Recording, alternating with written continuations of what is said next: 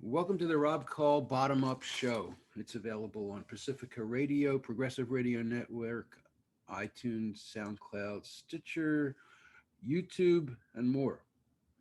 My guest for the show is a return guest. His name is Nathan Bomey. He's an award winning business reporter for USA Today. He's the author of a new book, Bridge Builders, Bringing People Together in a Polarized Age. I, I have to confess that I think about that as one of the most difficult things possible. Converting lawn grass to gold or something. It might be easier to do that. You were here a couple years ago to discuss your previous book, uh, After the Fact, The Erosion of Truth and the Inevitable Rise of Donald Trump. And there's some overlap in some portion of the book. Mhm. So the book is Bridge Builders, Bringing People Together in a Polarized Age. Why'd you write it? What's your goal for this book? Well, you're certainly right that there is overlap between the two. And in fact, really, Bridge Builders actually grew out of After the Fact because I walked away from that book about the age of misinformation pretty convinced that we are, thoroughly polarized, that this crisis of toxic polarization is not anything that we can do anything about. And I said, that can't be true. There must be people out there who aren't accepting the status quo, and there need to be people who there must be people who are trying to bring others together despite their differences, whether it's politics, race, religion, class, or culture. And so I just set out to meet these people, to interview them, visit with them. This is pre-COVID, to try to get a sense for what can we learn from them, and what do they know that the rest of us don't know, to your point. What do they know? Well, I mean, it is pretty interesting because I walked into this experience with the hypothesis, I guess you could say, that they would have some shared qualities, even if they're much different people across the board. And I feel pretty confident that that is the case, that if you talk to them, even if they come from completely different parts of the country or the world, or working in completely different spaces, they have often still approach their situations from a very similar vantage point, very similar strategy. I think number one is bridge builders acknowledge the truth. They don't paper over the past. They don't try to pretend that bad things didn't happen, and they educate other people about the facts. And secondly, though, they also choose not to label people because they believe that if you end up putting people in a box, then you're not fair to their complexity as humans, and that you often will just generate a counterproductive response if you try to just sort of put people in a corner. And then lastly, they listen first and they speak second. We live in this speak first, listen second sort of culture. And so in that respect, bridge builders are extremely countercultural. They actually believe that trying to reach people despite your differences is actually a revolution, that that is actually going against the grain, and everything else when in our hot take culture is actually going with the grain. Okay. I find it hard not to label people. Yeah. How does that, what does that look like? I was at a party yesterday. I went to a birthday party yesterday, and somebody knew that I was a lefty, and they sat me down with somebody who they knew was a righty. Mhm. And I wasn't going to have a conversation. Yeah, yeah. It is difficult. And I think that it's a natural human tendency to gravitate toward this very tribalistic society in which, if you're not in my camp, if you're not part of my team, then I'm not interested in you as a person. And I think a lot of ways our divides are mirroring sports, where essentially it's us versus them, and it's a team mentality, and the goal is just sort of to demolish the other side.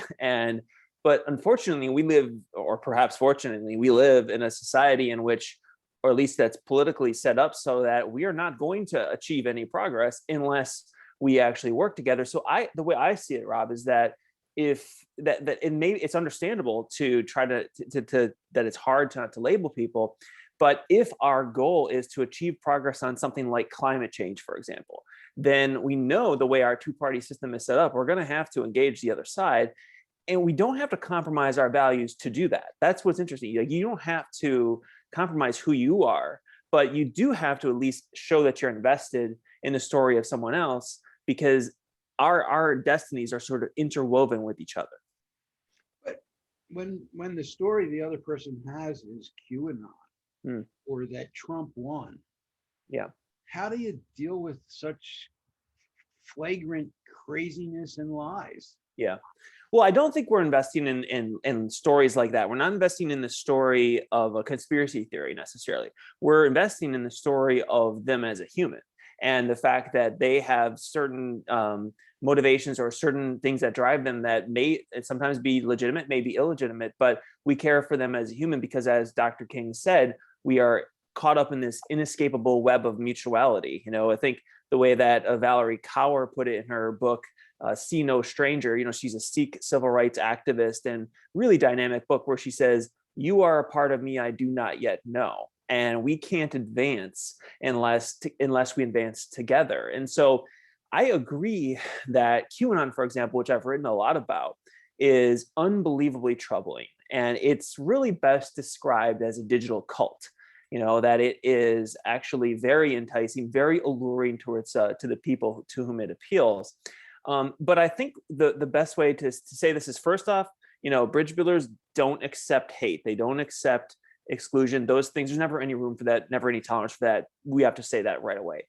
But I think that sometimes the divides that you can't build a bridge across an ocean. So we have to, start with that. So you're not going to be able to build a bridge across that ocean. But sometimes the divides we perceive as oceans are actually more like rivers. And then when you really get to know somebody, you see, well, do they really believe that with conviction? Or, is it just something they heard and they're sort of recirculating it? I think these are all sorts of parts of the conversation, but there's no doubt that there's some people who can't be reached, and that's something we do have to accept. Okay. So you put this book together by interviewing people who are working on building bridges. So give us an example of somebody and how they're doing it. Sure.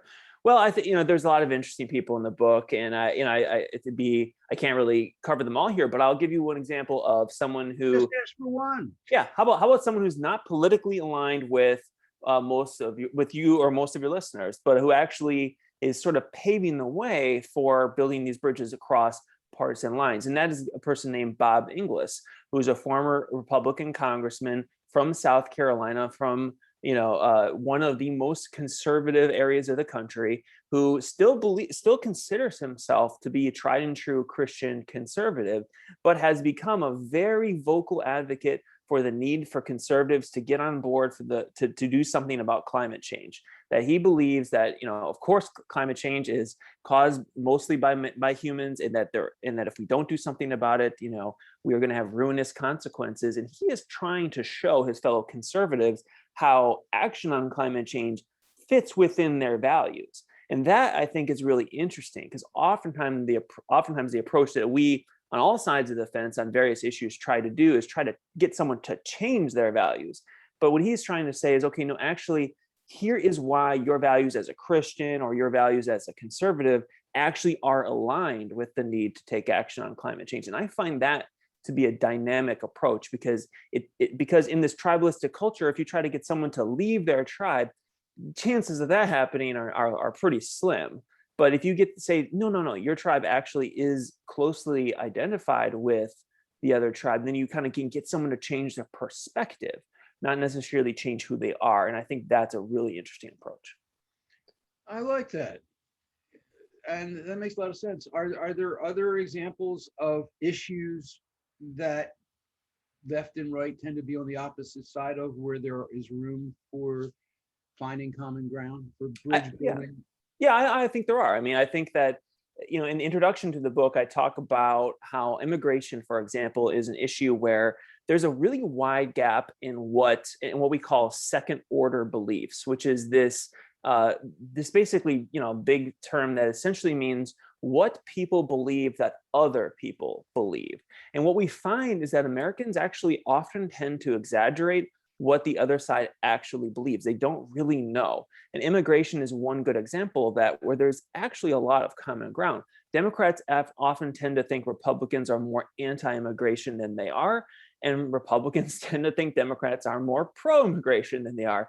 And so there's actually more agreement on the issues than you might think, but there's not agreement on sort of identity and who we are as tribes or as people. And so, like, coming together as people is actually more difficult than coming together on the issues, which So a is simple thing to do is, if you're talking to somebody about something, just say, well, let's lay out our terms and our definitions and where we actually stand on the issues, rather than just going right to the ramparts with boiling oil.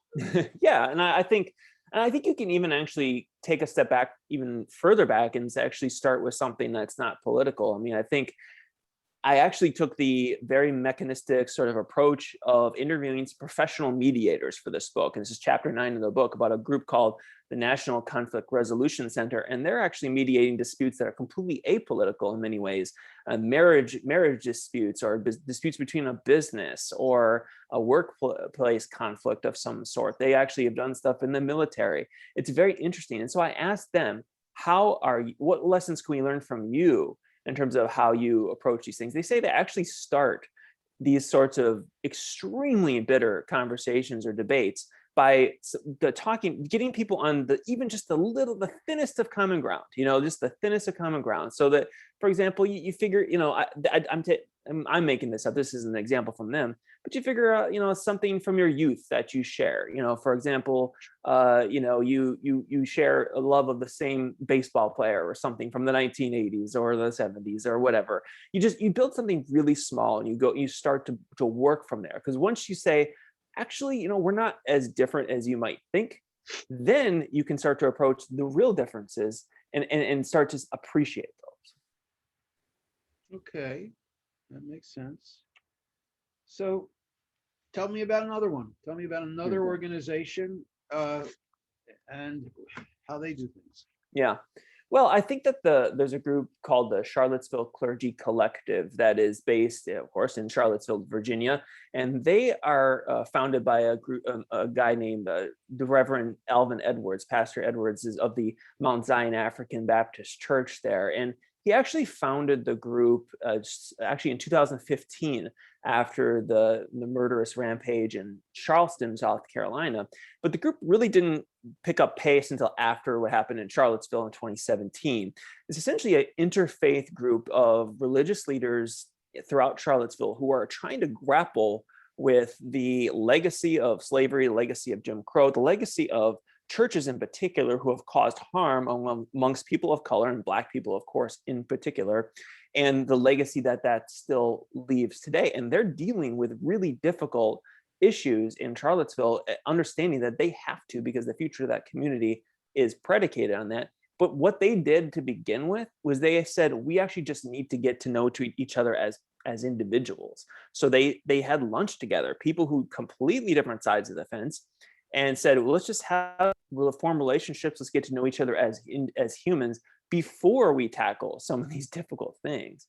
And so that's what they did. And then after Charlottesville happened, they went out and said, now that we know each other as individuals, we have these relationships, let's go out and do a sort of a fact-finding trip and learn more about our history. And they went to the South, and they went to all kinds of places of civil rights victories and defeats and throughout the country, and violence, racial violence.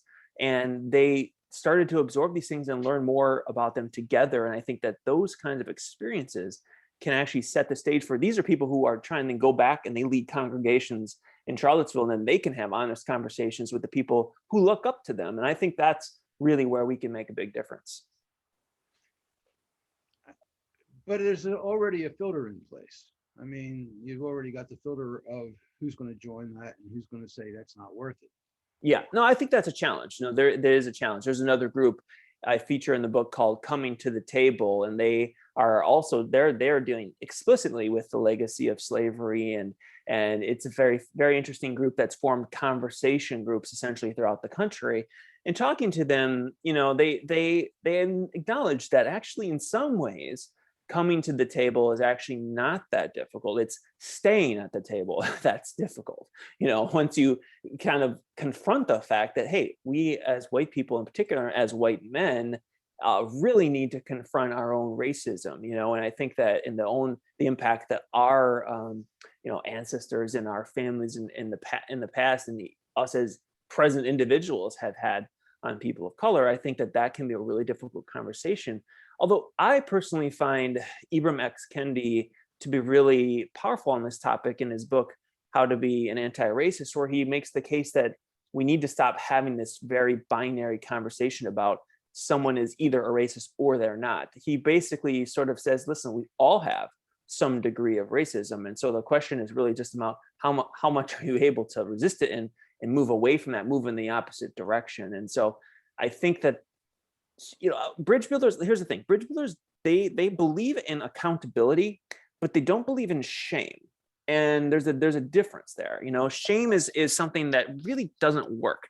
It doesn't really get you anywhere. Ultimately, it just makes the other person mad, and then they actually end up further away from you than they were to begin. Accountability can be discussed in a way that doesn't necessarily embarrass people. And so I think that is an interesting distinction that I found when I met with these people. How's that handled in the conversation? What's the difference? Yeah. It look different. Well, so we talk about this sort of call out culture we live in. And I think what I found is I asked Jane Kerrigan, who was the head of the Annapolis, Maryland chapter of Coming to the Table, about this. And she said, we don't look at it as calling someone out. We look at it as calling them in the sense that we're going to call you into the conversation, not call you out of the conversation. And I found that to be so interesting. I've since heard that phrase elsewhere, so I'm not sure who came up with that phrase to begin with, but I find it to be very compelling because she's saying we're not going to avoid the tough conversation, but what we're going to do is say, let me explain to you, let me show you how that hurt me, or the impact that has that you don't recognize. And a lot of times, unfortunately, it's us as white people who are making those harmful comments or hurtful remarks in some way. And so I think a lot of these people approach it from more of a shoulder to shoulder type of conversation than face to face. And what I mean by that is, if you think about it, if you ever heard sort of, you need to have a tough conversation, take a walk with somebody, because you're headed in the same direction together, your vantage points are similar, and it's easier to show somebody, here's how I see the world. But if you're face to face, is more confrontational. And the last thing is, the other analogy that's similar to that is, if you and I are watching a game in the stadium or an arena, and I'm on one side of the fence or one side of the stadium, and I'm looking at the game on the field, I see the play unfold in some way or another, and I see what I think I've seen is the case. But if I go to your side of the stadium and I actually look at your side, your vantage point, I may see the game the play from a slightly different, or maybe dramatically different perspective. And so if I'm shoulder to shoulder with you, then it's much easier for me to see the world through your eyes. And so I think that can take the form of like public service projects. Maybe it takes the form of education, where we start to think about how can we rethink education to bring kids together who aren't like each other. I think there are actual practical ways we can do this. Yeah, and you list a good number of those in the book. My brother's a conservative, loves Trump. I think Trump is a psychopath, and we've kind of agreed that we think that each other's political thinking is really screwed up and crazy, to say the least. So when we hit an awkward area, we just say, politics, let's change the subject. Mm-hmm. And I think a lot of people are doing that. Yeah, I think that's true. I do think that's the case, and it's understandable. I mean, I think sometimes keeping the peace is more important than actually hashing out the issues, but I'd also say this, talking to David Blankenhorn, who is the founder of this group called Braver Angels, which essentially is teaching Americans how to talk to each other again, something very basic. We're basically going back to basics. And David made the case that actually agreement on the issues is not what we need. He said that what we need to do is to reestablish social trust, or essentially, or civic trust, you could also put it, where I care about you because, again, you are a person, you're a human, and your destiny is interwoven with my destiny. And I find that to be so interesting. He said conflict is okay. That actually not only is it okay, conflict is necessary for our democracy to work. And he pointed out, listen, the only places you don't have conflict are not democracies. They're places that are authoritarian rule. That's when you don't have conflict. So conflict is going to happen, and we need to accept that. But yeah, the way I would put it is, friction creates fire. And the only question is whether the fire is sort of a refiner's fire that we can use in a positive way, or whether it's a fire that gets out of control and burns the whole place down. So friction is okay, but we have to learn how to work with it. And I think the way David Blankenhorn puts it is that conversation is the archstone of democracy. Without that, we won't have any sort of progress. All right, so we need to take a brief show ID break, and then we'll come back. And I want to talk a little bit more about Braver Angels and how that came from Better Angels and what have you. So we're going to pause for about 25 seconds so I can pop in the bumper for the radio show. Okay.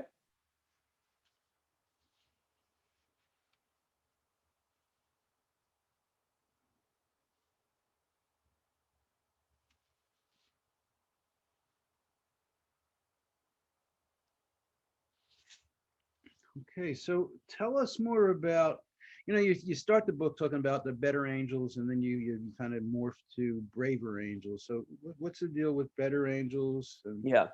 put So that in context. the group started as Better Angels, essentially after the famous Abraham Lincoln line, the better angels of our nature. And then they eventually changed their name to Braver Angels because I think they had some sort of conflict on the name with another group. But it's essentially the same group. What they basically tried to do is, in the immediate aftermath of the 2016 election, they formed and said, we obviously have to try to do something about getting people to figure out how to talk to each other again. And again, they put a lot of their emphasis on trying to get people to reestablish that social trust. And so what they do is they get sort of, they call them reds and blues, more or less Republicans and Democrats together in the same room, but they don't just start them off by just throwing them all in there and let it be a Royal Rumble. They start them off by actually very strategically putting them in a group or putting them in a circle and saying, you actually aren't, we're not going to let you talk to each other first. We're going to let them talk amongst themselves about very specific topics, and then talk about what they agree on, and then eventually start to let the groups again separately talk about maybe some of their shortcomings and some of where they feel like, okay, maybe the other side has a little bit of a point.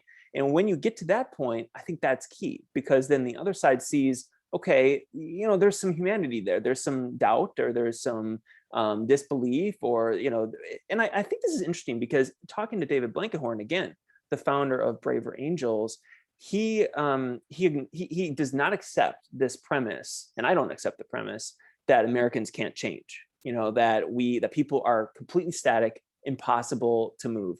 And he point to an issue like gay marriage. Actually, if you look at the numbers, Pew Research Center numbers, 15 years ago, only 31% of Americans supported gay marriage. Today, it's 61%.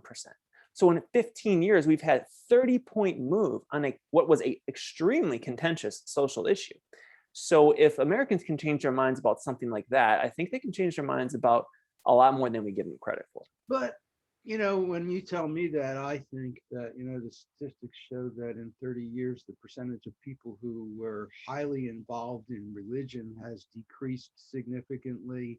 Mm-hmm. A lot of older people have passed away, and they've been replaced by young people with more progressive attitudes. So I don't know whether the conversation has really changed, or what do you think?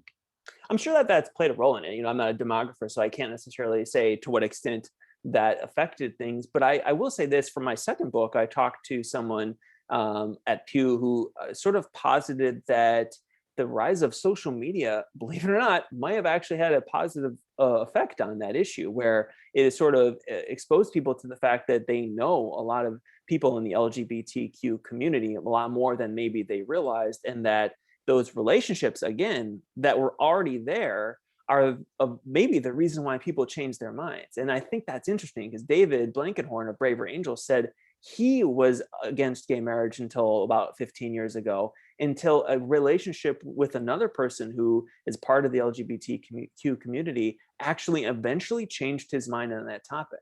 And so now he's come to the other side. And so I thought, he's like, no one argued me on the other side of the fence. He said, it's pretty rare that we have an argument and then someone changes their mind. But if you sort of see someone else's humanity, then that might change your mind over time. And so the question is, how do we extend that to other issues? Recently, I've been accused, because of my lefty positions, of being evil. Mm-hmm. Yeah. Can't have a conversation once you get to that point, okay? Yeah, that is tough. That is tough, and unfortunately, you're not alone on that. As a member of the media myself, of course, I'm often accused of that sort of thing. QAnon is really to blame for a lot of that, because the whole premise is that there's this evil cabal of people who are, child sex traffickers and cannibals and all these absurd accusations. And the problem is that when we get to that point where there's this crisis of what they call affective polarization, where essentially I don't just disagree with you on the issues, I just dislike you as a person, that, there's no possible way I can ever respect you as a person, then, we're farther apart than we've ever been before. Because I really believe that there are a lot of people out there, a lot of them in the QAnon world, who would like to see people on the left dead. mm-hmm, Certainly Nancy Pelosi and Chuck Schumer and Barack Obama, yeah, and Joe Biden and yeah, Kamala Harris. I mean, they want us dead. yeah, I mean, and that's difficult. So it raises a question for me. Where, when you're talking about politics and convincing people, you talk about low hanging fruit. That's the easier people to get to, who might change. How would you describe those people who are on opposite sides, who are more likely to be willing to listen, willing to be open to yeah. having those conversations, sitting side by side, walking side by side? Yeah. Well, I think, okay, let me a lot of thoughts come to mind, but I think this in a situation in which misinformation is being weaponized, that's going to risk a war, and so the question, not necessarily a physical war, but sort of this war of ideology. And of course, we saw on January 6th with the Capitol insurrection, something that verged on, what maybe looked like a civil war if it were to continue to head down that direction. Thank God it didn't, at least not yet. So the question, though, is when we find ourselves in a situation in which misinformation is being weaponized, how can we de-escalate? I think that's the word, and so that means we actually need to engage more than ever, because if we don't engage, then we're sort of at least acceding to the reality that this is going to happen in some way, or things are only going to get worse. So my hope is that we can find the people who are receptive to having these types of conversations, because they're a little closer to the people who aren't willing to accept these types of conversations and maybe able to influence them. So maybe you can't influence the hardcore QAnon adherent. Maybe someone who you can reach that person. So it's like sort of a chain reaction. In fact, let me say, I have to also admit and say up front, I'm not necessarily saying I'm optimistic about the situation. I'm not necessarily saying I believe things are going to get better. In fact, I really say in the book, I'm not sure that they will. What I'm trying to do is lay out how maybe we could start to tackle these things, but no guarantees at all. I mean, I certainly think that, the reason I wrote the book is because things are getting worse. And I really like the idea that you had of going out and finding people who are doing it, and then reporting on what they're doing. Yeah. But I'm not sure you answered my question. How do you find the people, or how do you assess somebody if you're talking to somebody as somebody who might be more likely to find to build a bridge with, to find Hmm. common ground with. Yeah. Any It's a, thoughts on that? it's a good question. It's like, I don't know if there is a litmus test or something that we can apply up front, because in some cases the issues are so nuanced. But I think one of the first things is, are they willing to listen? And now it's weird because I think that oftentimes we actually need to be the ones to listen first. And so that sort of mentality can actually make a difference. I'll say this: a mentality of curiosity can be something that's a tell. Where if someone seems that they're curious about the world, this is actually borne out in scientific research, that people who have a curious mind, even if they have beliefs that you disagree with, tend to be the people who are a little more open to change. And it's actually not, in fact, those are people who are more willing to change their mind than oftentimes than really well-educated people. Because if you look at the data, there are plenty of well-educated people who are not willing to change their minds. So a mentality of curiosity, that's the quality that oftentimes you want to look for. So how do you find that? It's probably a sort of touch and feel kind of thing, where it probably depends on the person. But I do think that's what to look for. I think it's challenging. It would be nice if there were some like suggested questions to ask or Mm, things to say, and I yeah, know that there are. I mean, yeah. maybe the start is I'm not sure it's worth us having a conversation on this. I'm willing to listen to Mhm. you. Are you willing to listen to me? Yeah, yeah. And I don't want to mangle it here, but I know that and I can't recall, unfortunately, the name of the author who's written a book a little bit more, some very specific mechanics about how to have these types of conversations. And if I recall correctly, he sort of suggests that you should, that one way you can do it is start to, make very small indications that you actually are interested in that person's whatever's going on in their life. So something very small. And that can actually be a way that you sort of signal that you're interested in them. And then let's see if they send the signal back to you, and I think that can maybe get the conversation going. It's a challenge. So, in your previous book, you were basically describing some real problems. How misinformation is monetized. Yeah. Social media are the building blocks of mistrust, even hate. There's an epidemic of envy and jealousy, a plague of distrust, a crisis of disconnectedness. Mhm. I mean, that's a pretty dark uh, picture. Yeah, it is. And I have to tell you that when I set out to write Bridge Builders, I said, I knew I wanted to do a chapter about social media, and I wanted to find someone who was using social media to try to bring people together. And I have to tell you, Rob, that was the most difficult thing to find, of this entire book.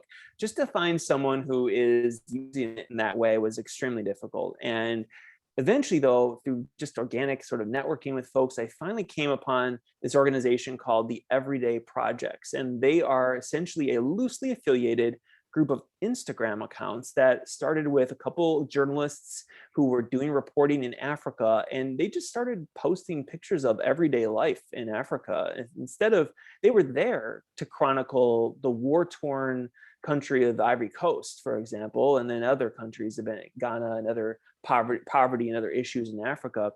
And that's what they were there to report on, send dispatches to like the Associated Press and other organizations. But then they realized that oftentimes as journalists, we send these messages out to the world, or these photos that don't really reflect what humanity is like on the other side of the fence. And so they started just posting pictures of what someone got for lunch that morning, or what someone in an elevator in a building in Ghana or something like that. And it's just fascinating, mundane aspects of life to show other people that, listen, you may actually have a lot of differences, but you also have a lot of similarities too. And so the lessons I draw from that in terms of social media is, actually there are ways to use social media in a way that's not sensational, because the first of these accounts, Everyday Africa, has hundreds of thousands of followers now. They're not trying to do anything sensational. They're just trying to show people across the world that there's actually a lot more that brings you to into the same page than what separates you. And so they've now started to do that throughout the world. There's everyday accounts everywhere. And it's just a really interesting way that we can actually use social media to not divide people. But it was hard, I must tell you, because so much of it is in the opposite direction. And I think the algorithmic world in which we live is only going to get worse if we don't really have a internal conversation about how we approach this.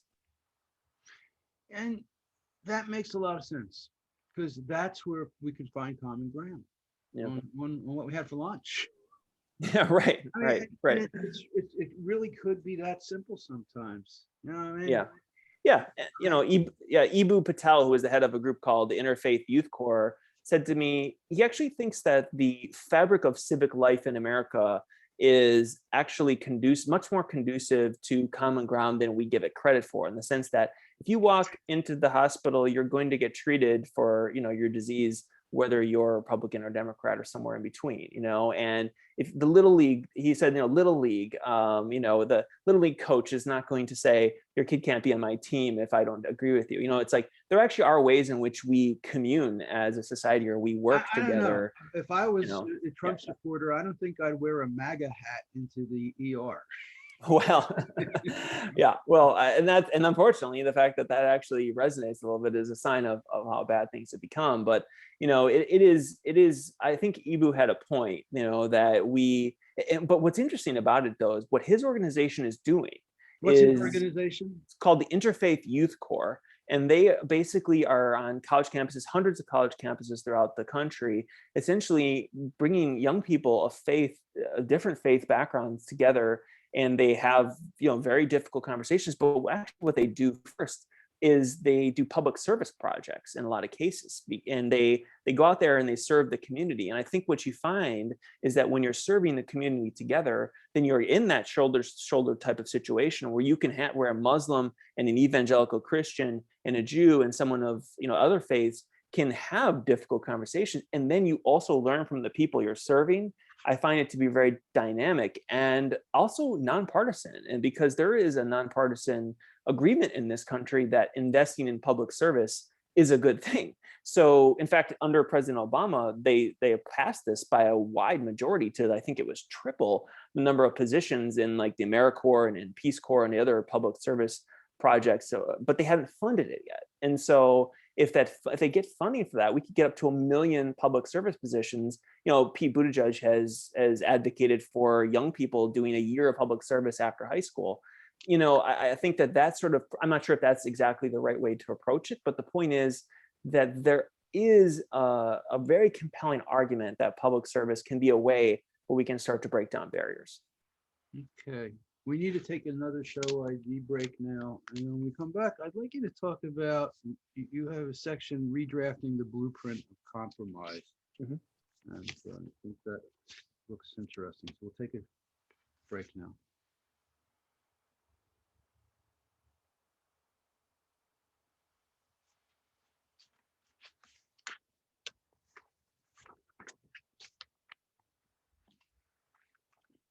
And my guest for the show is Nathan Bomey. He's an award-winning business reporter for USA Today, and he's the author of a new book, Bridge Builders, Bringing People Together in a Polarized Age. So, redrafting the blueprint of compromise, and you break down that section into denying to believing, rigidity to flexibility, and discord to collaboration. Mm-hmm. Yeah. Well, it's funny, you can't write a book about metaphorical bridge builders without actually using some real life bridge building terminology. And I thought redrafting, seemed like a pretty good idea. But the idea is essentially that we need to kind of rethink what it means to compromise, because compromising has actually become a dirty word, where it's like if you compromise, you're somehow going against your values. But if you talk to people who have really tried to dig deep into this, they say, listen, actually compromise is a value, that in fact our two-party system is actually sort of built on the idea of compromise, but that unfortunately it has become this thing that's an anathema to the rest of us. And so the question is, how can we rethink it? And now I talked to, again, the National Conflict Resolution Center, these people who are doing mediation on completely apolitical topics. And they say the way that they start with it, where they're talking about like, how do you split up, your assets, or how do you work out some unbelievably personal dispute that can be extremely bitter. And they say that it actually starts with reframing the conversation, that we're not going to talk about splitting the pie in half. It's like, with apologies to King Solomon, we don't have to split the baby in half here. We can actually, grow the pie. And I know that that sort of sounds hokey or something, but they oftentimes try to say, okay, think about what does the other person want? What are their motivations? And if you start to understand what are their actual motivations, then you may actually be able to help them achieve some of that, and then while also helping you achieve some of your motivations. Because oftentimes we're not looking at the same pie. That's the issue. Like, can't split it in half because we're not looking at the same thing. And I think that's really, it's really difficult though. I mean, this is a cultural thing where compromise is moving in the opposite direction. No, you talk about from denying to believing. What's that about? Well, that chapter actually features Bob Inglis, the former Republican congressman from South Carolina, who went from denying the science of climate change to believing in the premise that it actually is something we have to do something about. And so, what he's trying to show conservatives that you don't have to believe in climate change in the same way that you believe in God, for example. And I think he sort of understands on a very visceral level how some of the language of this conversation can be a turnoff to conservatives. And so he's just saying, actually, all we need to do in a lot of ways is change some of the language we use. And so I think most progressives would agree that if all we have to do is change some words here for the sake of saving the planet, maybe that's something we should do. So he has some really interesting things to say, and I found it to be pretty compelling. So maybe we should bring in some of the experts on framing. Mm-hmm. Yes. To help us find common ground framing. That could be very valuable. Yeah, I think words really do matter, especially in a social media hyped world where words are often all we see on the page. Is they hype us up and they make us more and more divided. But a lot of times those messages do need to be delivered by people who are on the inside, where you may not be able to reach someone because they're not in your camp, but someone like a Bob Inglis might be able to. So maybe there are ways to support people like that who are, because there's always going to be some sort of intermediary.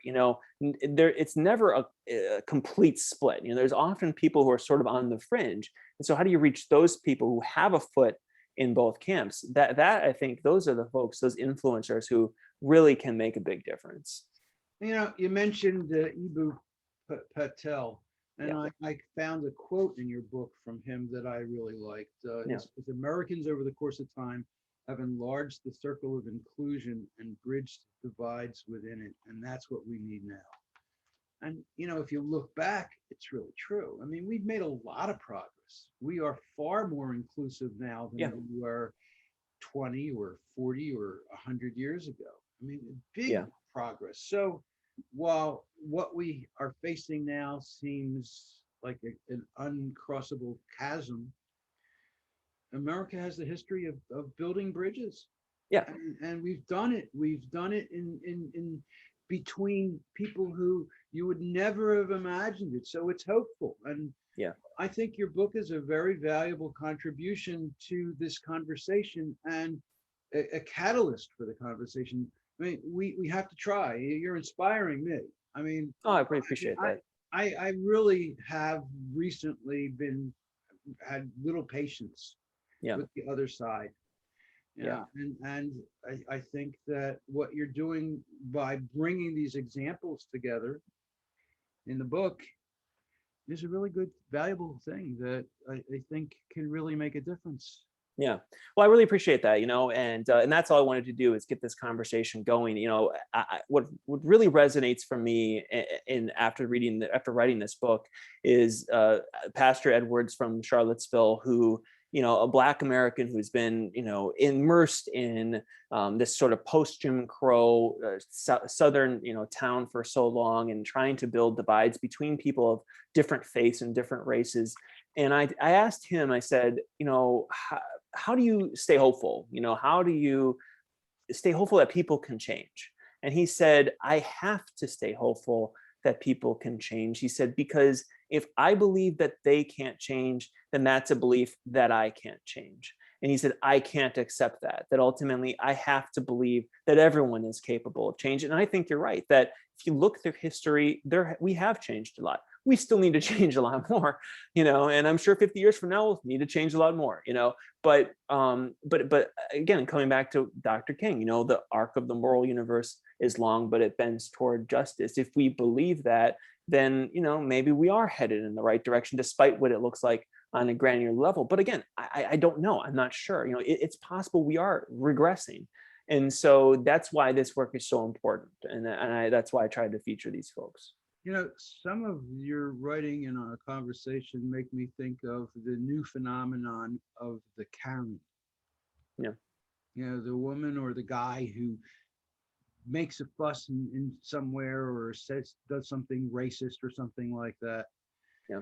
And what phone cameras have enabled us to do is to capture them and show them and shame them, really.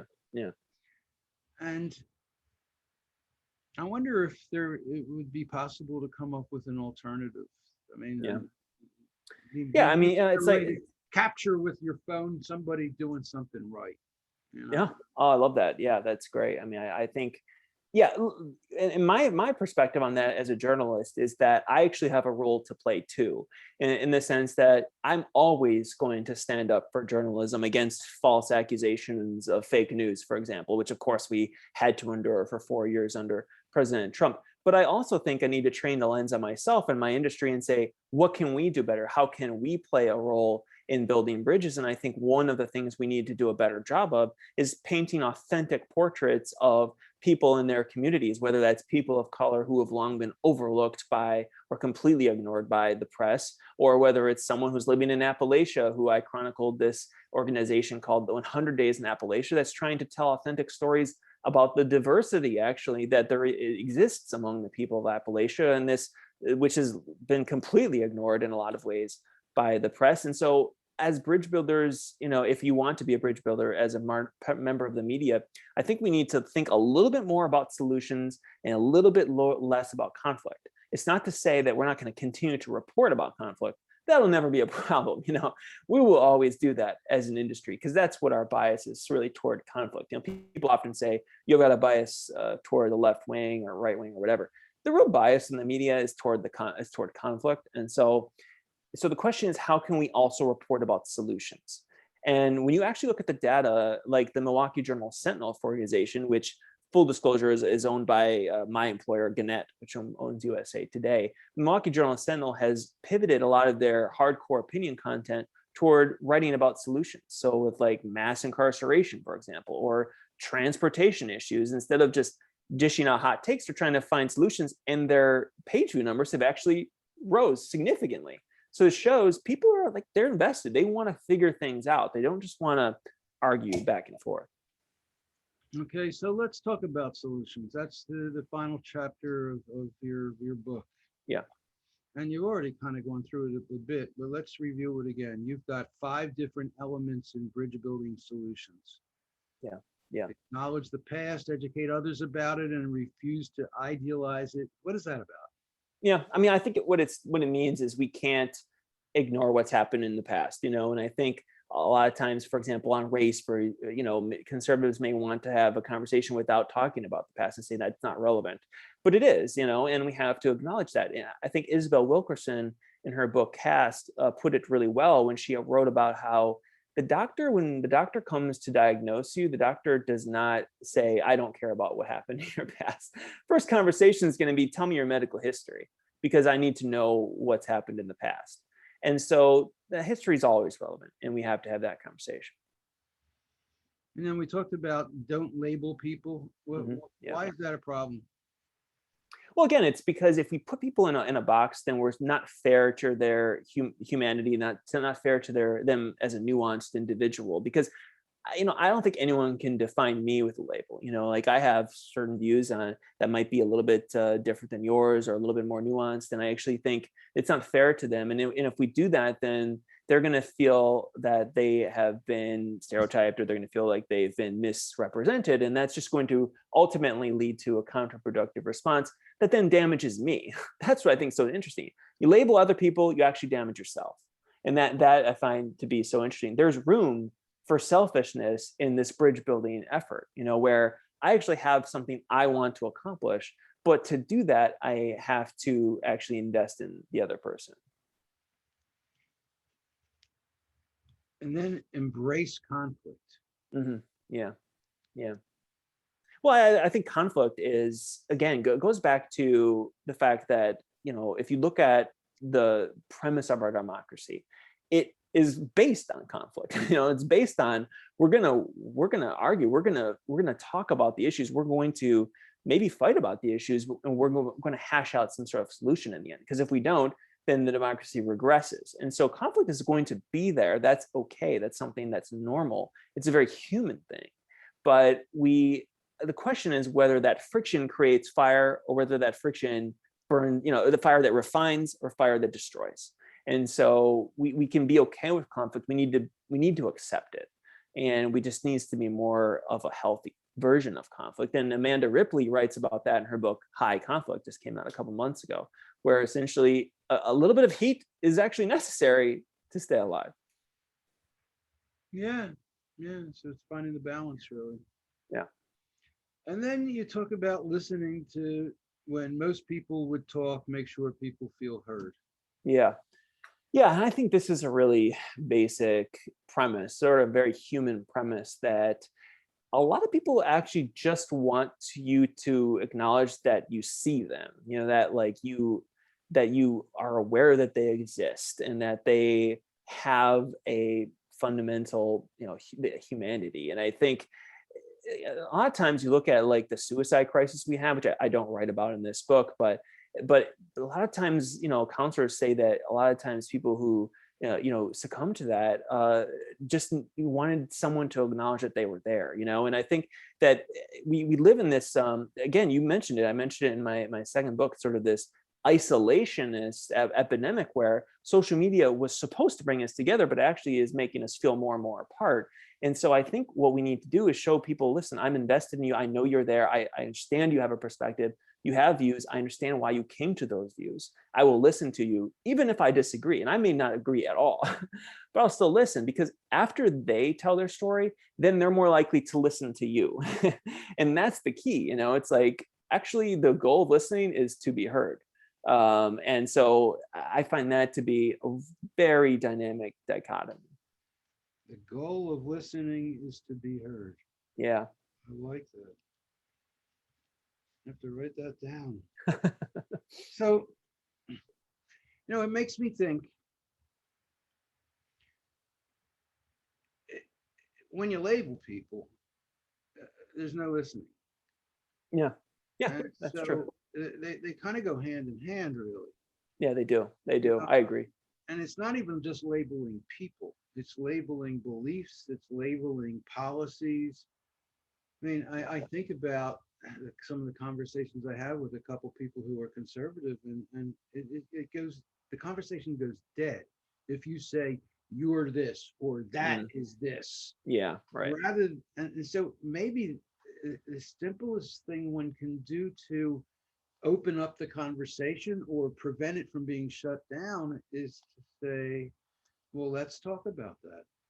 Yeah. Tell me what that means. One of the things I do as an interviewer, one of the first things is ask people about definitions. Now, I didn't do that with you, but I think that's such an important piece of it.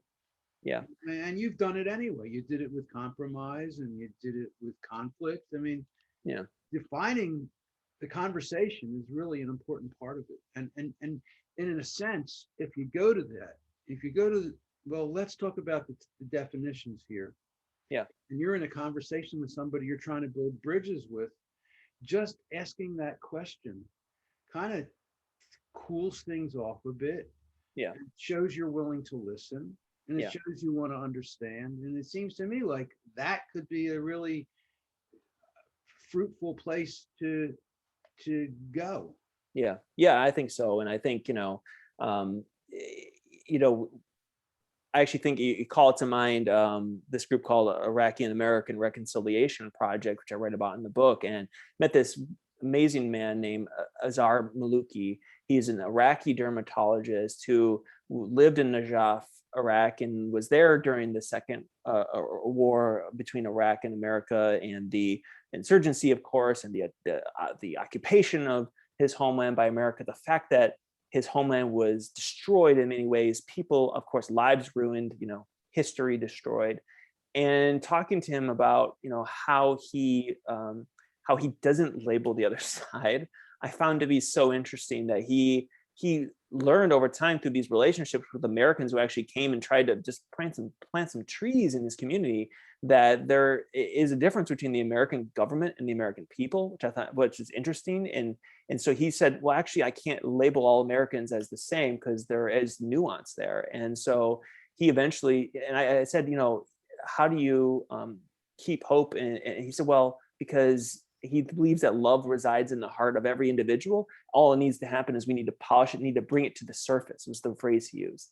And so bringing it to the surface oftentimes involves, investing in that other person. So it's in that story, not to go off on a tangent, Rob, but it's such an interesting story of how Iraqi and American people are trying to sort of reestablish some social trust. And it's like, it doesn't seem possible in some ways. But if you look at history again, look at what happened between Japan and America after World War II. Not that long after World War II, we were, it's reestablished diplomatic relations and actually get along well. And, going to Japan's a popular thing for Americans to do. And we buy Japanese products. And, so it's like, time can actually heal wounds. Yeah. All right. We need a wrap. Any final words? Well, it's just such a great conversation. I appreciate you bringing it to the surface and highlighting this. It's so important to me to have conversations about building bridges, trying to pursue solutions, because I'm like kind of the idiot who went to Washington and tried to write a book about like how to actually sort of fix things instead of everything that's wrong. So I don't think, you don't necessarily make like a lot of royalties on the books where you try to fix things, but I just think it's such an important conversation to have. So I really appreciate you talking about it. I think that your publisher deserves credit for even just putting the money into publishing the book. It's a tough one. I've wondered who your reader is. I'm sure you figured that out in your proposal. But so your website is nathanbomey.com/bridgebuilders for the book, and your Twitter account is Nathan Bomey, Bomey. Yep. Thanks so much for being on the show. It was great to be. I really appreciate it. All right, we're done recording. Excellent. Wait. Yeah. Okay. Great. We're great. Good. Thank you so much. I really appreciate it. Thank you so much for engaging with the book and investing time in it. And it's like, even if we don't agree on everything, that's the point. It's like to have the conversation and you get that conversation going. So you're doing some good work, and I really appreciate it. Do you have any articles that you've written along these lines that I could republish on my website up at? Yeah, I have got we just published an excerpt in USA Today of the book last week. I could send you that. And then also I've got publish that? Yeah, you can just link to it. Yep. And then I've got an op-ed that's going to run possibly this week. I don't know when you're going to publish, but I can get that to you when that's up as well. No, these are articles, but I'm asking articles that I can publish. Not link to. Yeah, I probably can't publish because there's all the permissions issues and stuff associated with that. But yeah, you can certainly link to it. So, but if I think of anything that you might be able to publish, I'll definitely let you know. So. Yeah. Well, I mean, a lot of times we get excerpts from. From the book. No, we can engage Lydia, the publicist, and she actually let me talk to her and see what we can get for you, because maybe there's something we can do. I would love to do something with that. Okay, great. Maybe the intro or something. Yeah. Sell the book. Yeah, definitely. Absolutely. I really appreciate it. Great to talk to you. Okay. Hey, good to talk. Have a good one.